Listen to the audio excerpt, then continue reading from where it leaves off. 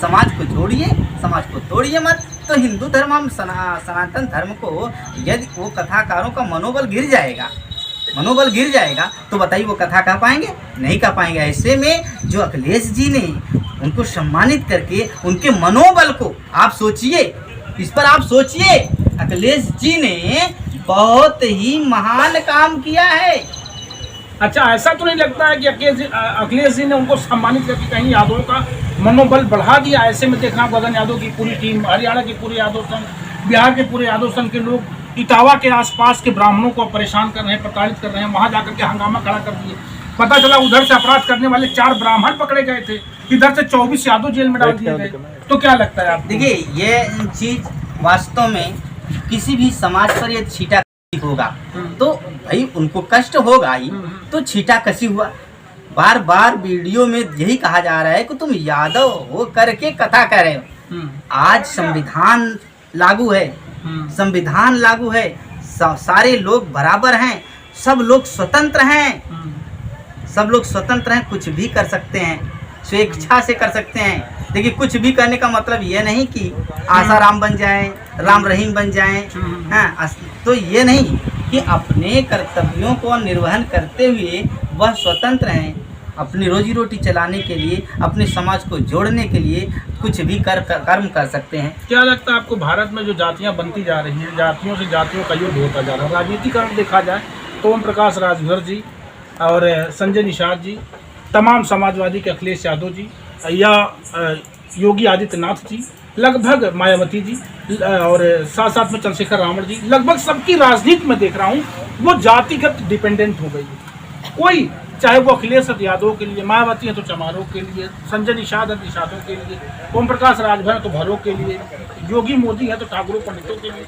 क्या लगता है कि ऐसे में जो देश की अव्यवस्था बनती जा रही है वो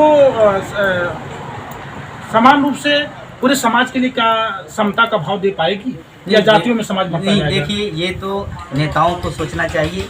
ये समस्त जो देश के नेता नेतृत्व कर रहे हैं, इनको सोचना चाहिए कि मेरा समाज गर्द की तरफ जा रहा है। मैं आज प्रचार के लिए तमाम जो है अपने लोगों को पकड़ रहा हूँ, अपने लोगों को बढ़ावा दे करके आज समाज में गलत काम करवाया जा रहा है। तो इनको सोचना चाहिए, इस पर सोचना चाहिए कि मेरा देश सुरक्षित रहे। तो इस पर हमें राजनीतिक रोटी सेकने के लिए हमें जातियों को भिड़ाना नहीं चाहिए। जातियों में कितना विश्वास आप करते हैं? देखिए, मैं जातियों का होना क्या भारत में? देखिए, मैं तो जातियों में पूर्ण विश्वास ही नहीं करता हूँ, क्योंकि जब से संविधान बाबा साहब ने लागू किया है तब से मुझे भरोसा आया है, मुझे अधिकार भी मिल गया, मुझे सब कुछ मिल गया, कानून से सब कुछ भी मिल गया। और ये है कि मानवता होनी चाहिए, समस्त मानव बराबर है, सारे मानव बराबर हैं।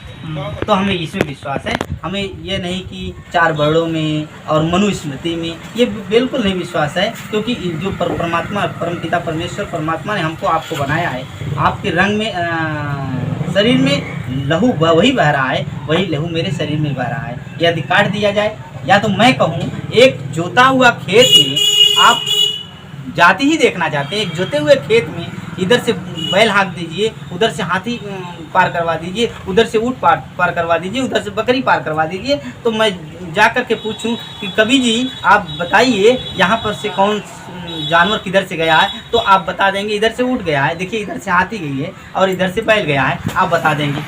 या तो उसके विष्टा से भी बता सकते हैं आप, इधर से वो गया है, बता सकते हैं। अगर उसी जोते हुए खेत से मैं इधर से ब्राह्मण को कर दूं, उधर से यादव को कर दूं, इधर से जो है ठाकुर को कर दूं, इधर से मुस्लिम को कर दूं, इधर ईसाई कर दूं, तो बताइए आप बता सकते हैं, उनके पद चिन्हों से बता सकते हैं कि इधर से यादव गया है, इधर से ब्राह्मण गया है, इधर से ईसाई गया है, इधर से मुस्लिम गया है, आप बता सकते हैं? तो आप नहीं बता सकते हैं ना। तो मानव जाति समस्त बराबर है। ये तो अपने कुछ फायदे के लिए, अपने फायदे के लिए तो ये लोग बना दी, मनुस्मृति बना दी।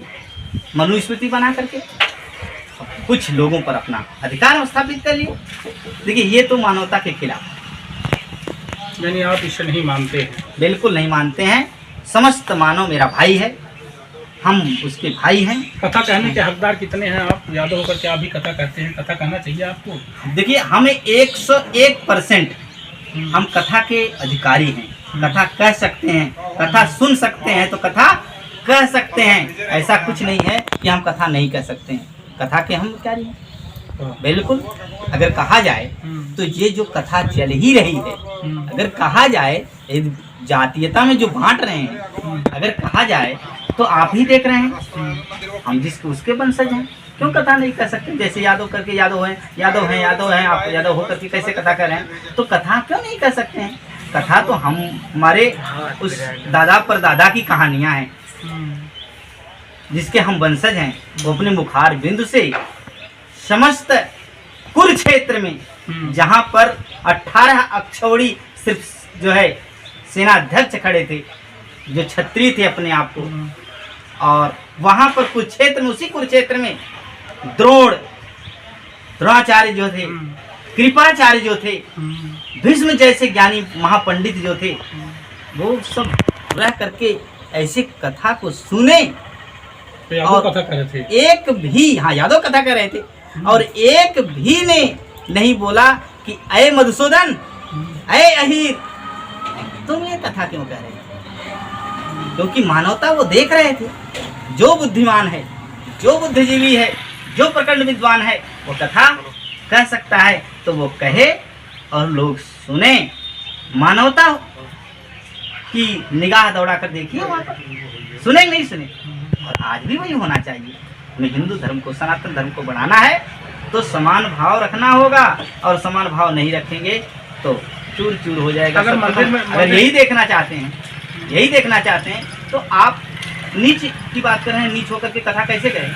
अरे काग भुसुंडी को देखिए, जिसको हम अगर सुबह उठ करके देखें तो कहा, अगर आपसे भी पूछा जाए तो सबसे गंदा पक्षी कौन है, आप तो तुरंत जवाब देंगे कौवा है, कौवा देंगे जवाब। तो सबको काग भुसुंडी जो है वो गरुड़ को कथा सुना दिया, तो चले लाठी लेकर के, बंदूक लेकर के काग भुसुंडी को मार दें, या गरुड़ पुराण को जला दें, खत्म कर दें, उसके स्थान पर दूसरा पुराण लाकर रख दें। मेरे साथ आप सुन रहे हैं, लगभग अध्यात्म से भी चर्चाएं होती रही बाबा जी के साथ, और बैदराज जी जनपद जौनपुर से आप निवास करते हैं, और यहीं से आप सुन रहे हैं लगातार आपकी बातें कभी संतोष चैनल के साथ साथ अन्यत्र चैनलों से भी जाने लग गई है।